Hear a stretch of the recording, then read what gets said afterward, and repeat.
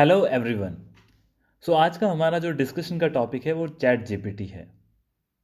Chat GPT क्या है, ये क्यों न्यूज़ में चल रहा है, इसकी क्या रिलेवेंस है, ये कैसे काम करता है, इसकी लिमिटेशंस क्या है, इन सारे टॉपिक्स के बारे में हम डिस्कशन करेंगे। उससे पहले मैं आपको ये बताना चाहता हूँ कि हमें ये जानना इसलिए ज़रूरी है कि ये जो टॉपिक है वो इतना डिस्कशन में चल रहा है कि हमारे किसी भी मेंस के एग्ज़ाम में या इंटरव्यू में इसके पूछे जाने की बहुत प्रोबेबिलिटी है। और ये भी पूछा जा सकता है ये किस प्रकार से हमारी नॉर्मल लाइफ को इंटरफेयर करता है या फिर इससे हमारी नॉर्मल लाइफ में क्या बेनिफिट है। सर्वप्रथम हमें ये जानने की ज़रूरत है कि आखिर ये न्यूज़ में क्यों है। इसके न्यूज़ में होने का जो मेन कारण है वो ये है कि चैट जीपीटी को लास्ट ईयर नवंबर महीने में 22 तारीख को इसको लॉन्च किया गया था। इसमें भी इसका एक प्रोटोटाइप लॉन्च किया गया था और इसकी जो लॉन्चिंग है वो ओपन एआई एक कंपनी है उसके द्वारा की गई थी। इसकी लॉन्चिंग के 5 दिन के अंदर ही इस कंपनी ने 1 मिलियन यूज़र का सब्सक्रिप्शन हासिल कर लिया। ऑलमोस्ट 10 लाख यूज़र इसके 5 दिन में हो गए। यदि हम इसका कंपैरिजन इसकी दूसरी कंपनियों से करें, यदि इंस्टाग्राम से करें, तो हम देखते हैं कि इंस्टाग्राम को 75 डेज़ लगे थे 1 मिलियन यूज़र को हासिल करने में। स्पॉटिफाई जो गाने सुनने की एक ऐप है उसको 150 डेज़ लग गए थे। इसके अलावा यदि हम दूसरी कंपनियों से कंपेयर करें तो आप देखेंगे जैसे नेटफ्लिक्स है, नेटफ्लिक्स को 3.5 साल लगे थे 1 मिलियन यूज़र हासिल करने के लिए। फेसबुक को 10 महीने लगे, स्पॉटिफाई को 5 महीने, इंस्टाग्राम को 2.5 महीने, आईफोन में भी 74 डेज़ लग गए थे। वहीं चैट जीटीपी ये सिर्फ और सिर्फ 5 दिन के अंदर इसने ये मुकाम हासिल किया। इसके अलावा एक और ऐप है जिस पे अगर हम देखें तो हमारी आरोग्य सेतु ऐप के बारे में आपने सुना होगा। आरोग्य सेतु ऐप ये कोविड की महामारी से बचाने के लिए गवर्नमेंट ऑफ इंडिया की एक बहुत महत्वाकांक्षी योजना थी, उनकी ये ऐप थी। इस ऐप को 1 मिलियन यूज़र का सब्सक्रिप्शन हासिल करने के लिए 18 दिन लगे थे। ये भी अपने आप में एक बड़ा मुकाम था, परंतु ये जानना हमारे लिए ज़रूरी है कि चैट जीपीटी ने एक वॉलंटरी सब्सक्रिप्शन के तौर पे 5 दिन में ये मुकाम हासिल किया, जिस कारण से ही सभी तरफ इसकी न्यूज़ में बजिंग है। अब इसके आगे आप ये देखिए, इसके इतने यूज़र की सब्सटेंशियल ग्रोथ के कारण ही चैट जीपीटी ने सभी को एक आकर्षित कर रखा है। अब हमारे लिए ये जानना एक आवश्यक है कि चैट जीपीटी जो नॉर्मल चैटबॉट्स होते हैं उनसे कैसे अलग है। तो हम ये देखेंगे कि जो सारी की सारी चीज़ें हैं वो एआई के बेस्ड ही इंटेलिजेंस है, मतलब जो आर्टिफिशियल इंटेलिजेंस है उसके बेस के ऊपर ही बाकी एप्लीकेशन ही बनाई जाती है। और चैट जीपीटी का भी जो बेसिक कंसेप्ट है वो भी एआई ही है। तो यहाँ हम देखेंगे जैसे स्टेट बैंक ऑफ इंडिया की बात करें तो उसकी अपनी एक एप्लीकेशन है जो कस्टमर को हेल्प करता है उनकी बेसिक जानकारी जानने के लिए। एप्पल है, एप्पल का आपको पता है कि उसकी सीरी की एप्लीकेशंस है। यदि हम अमेज़न की बात करें तो उसकी एलेक्सा है। एलआईसी की बात करें तो एलआईसी मित्र है। और यदि हम आईआरसीटीसी की बात करें तो दिशा है। और यदि हम एचपीसीएल की बात करें तो ऊर्जा है। ये एप्लीकेशन जिनकी मैं अभी आपको फ़ोटोज़ दिखाऊंगा ये कैसे काम करती है, तो ये बेसिक एप्लीकेशंस है जो इन कंपनीज ने बनाई वो एआई के बेस पे। और ये डेवलपमेंट लास्ट 3 से 4 सालों में हुआ है। गवर्नमेंट ने भी इसमें काफ़ी काम किया है।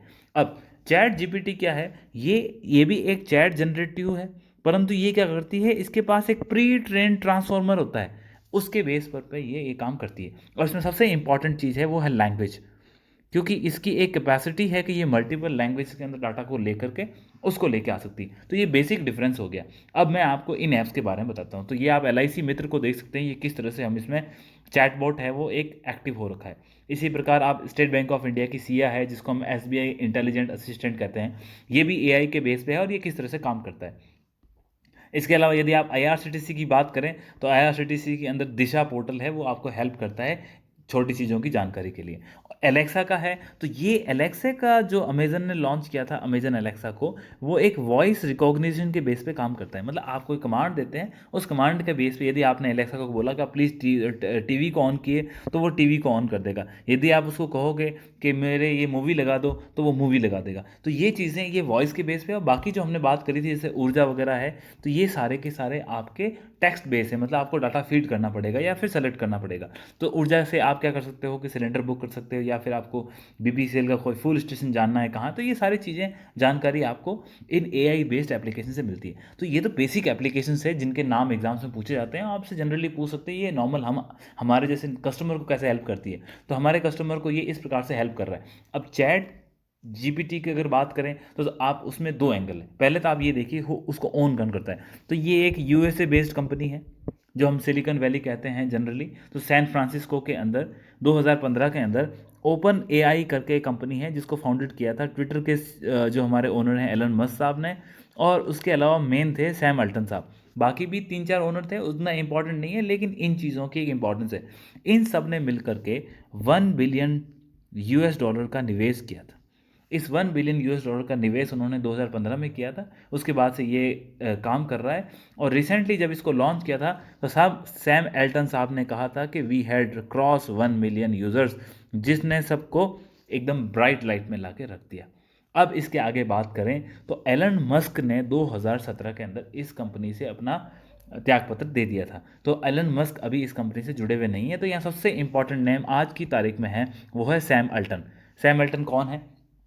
सैम अल्टन के बारे में यदि आप जानना चाहते हैं तो ये सैम अल्टन साहब की इमेज है, आप देख सकते हैं, ये बीच में है। सैम अल्टन साहब बहुत ही यंग एज के हैं, 1985 उनकी डेट ऑफ बर्थ है, और वो यूनिवर्सिटी ऑफ वाटरलू से ग्रेजुएट हुए थे। और आज जो ओपन एआई के सीईओ हैं वो सैम अल्टन हैं।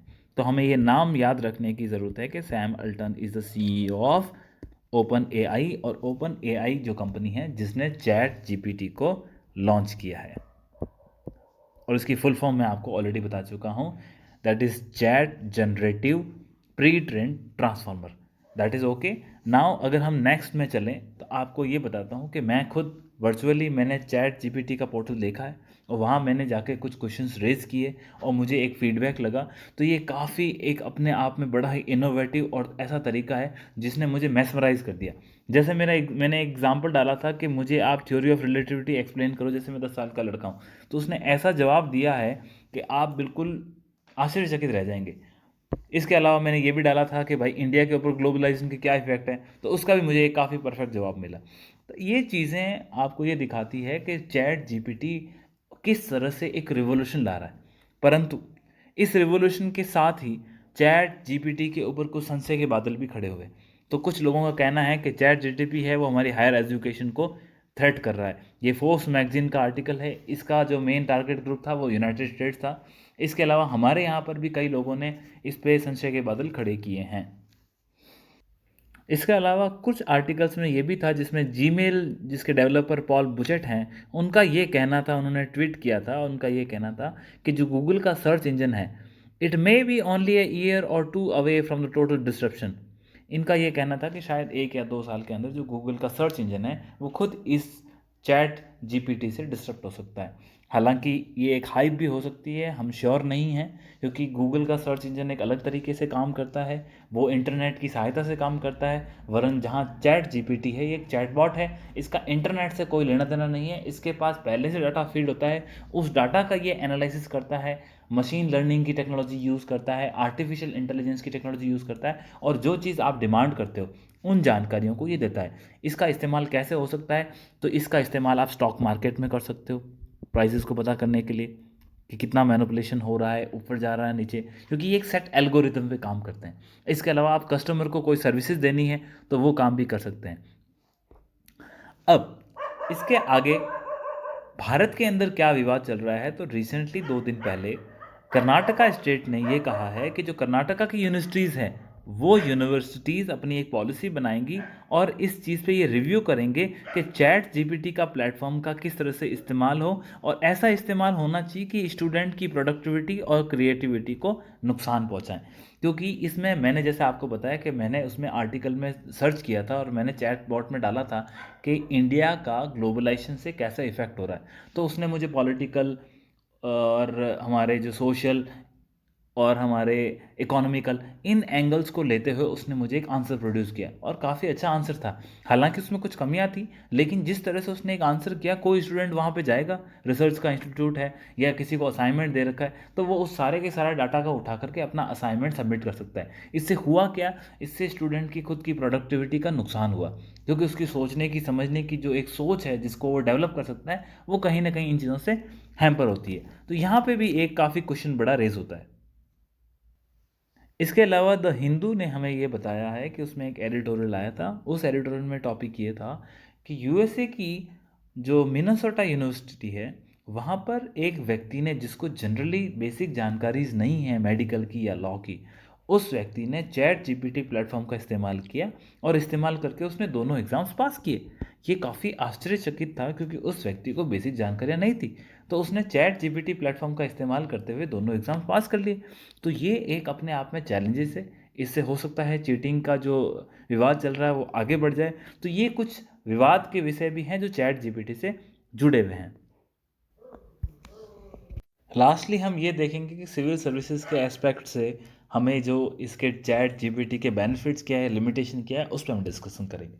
जनरली मैक्सिमम चीज़ों को कवर कर चुके हैं। तो आप ये देखिए, यदि स्टॉक मार्केट के प्राइसेस हैं उसको एक एल्गोरिथम के बेस पे ये डिटरमाइन कर सकता है, परंतु इसकी एक लिमिटेशन ये है कि ये इसके पास करंट प्राइजेस नहीं होते हैं, क्योंकि जो इसका डाटा होता है वो जनरली आउटडेटेड या पुराना होता है। तो ये स्टॉक मार्केट की चीज़ों के लिए पर्टिकुलरली आप चैट जीपीटी को एज इट इज़ यूज़ नहीं कर सकते।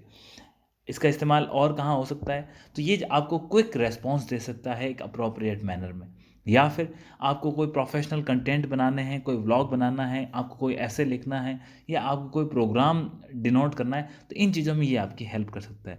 या आपको कोई नए आइडियाज़ चाहिए, या आपको आपका रिज्यूम बनाना है, आपको आपका पोर्टफोलियो बनाना है, तो इन चीज़ों में ये आपकी हेल्प कर सकता है।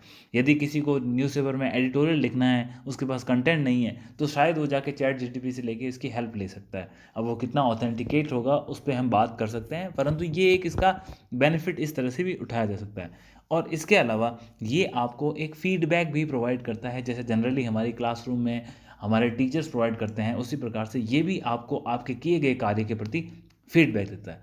अब इसकी लिमिटेशंस है वो बड़ी इंपॉर्टेंट है। सबसे पहली चीज़, ह्यूमन स्किल्स एक अलग चीज़ है।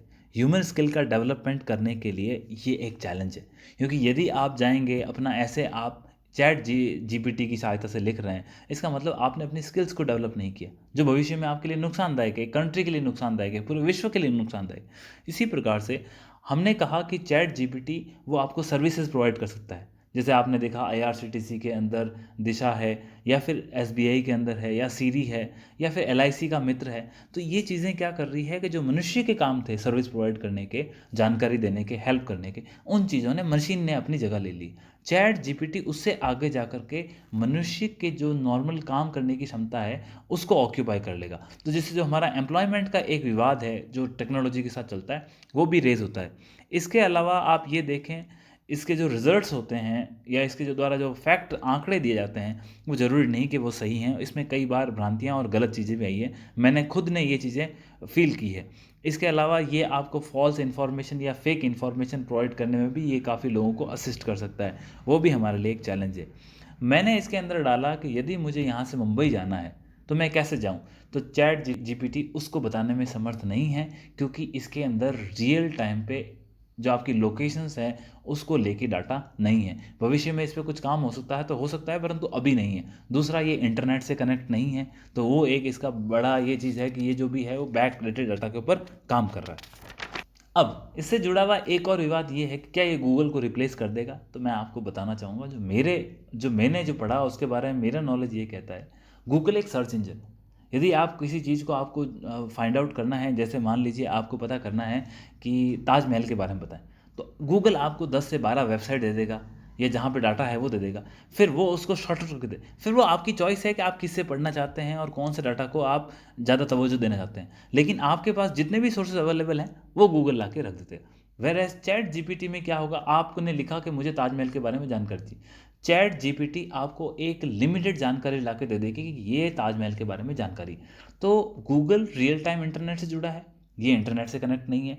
तो गूगल एक अलग स्फीयर है, ये एक अलग स्फीयर है। हालांकि इससे ये होगा कि लोगों को जानकारी हासिल करने के तरीके बदल जाएंगे, परंतु यह गूगल को आने वाले 1-2 साल में ख़त्म कर दें, मैं इस तथ्य से सहमत नहीं हूँ। इसके अलावा हम ये चीज़ देख सकते हैं कि इसको हम कैसे और आगे यूज़ करें और किस तरह से टेक्नोलॉजी में हमारी सहायता से लोगों का डेवलपमेंट हो सकता है।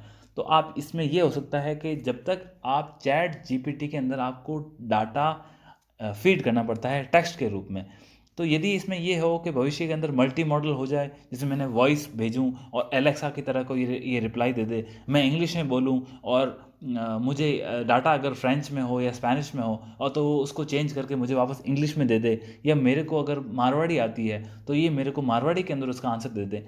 इन चीज़ों को अगर सुधार कर सकता है तो ये एक वास्तव में बड़ा ही ट्रांसफॉर्मेटिव स्टेप होगा। आई होप आप सबको ये जानकारी काफ़ी अच्छी लगी होगी, और ये एक ऐसा टॉपिक है जिस पे जनरली हमें ध्यान होना चाहिए, और इसकी जानकारी हमारे इंटरव्यू और मेंस एग्ज़ाम के लिए भी बहुत इंपॉर्टेंट है। इसमें यदि कोई लेटेस्ट डेवलपमेंट होती है तो I will let you know. I hope you enjoy. Thank you so much.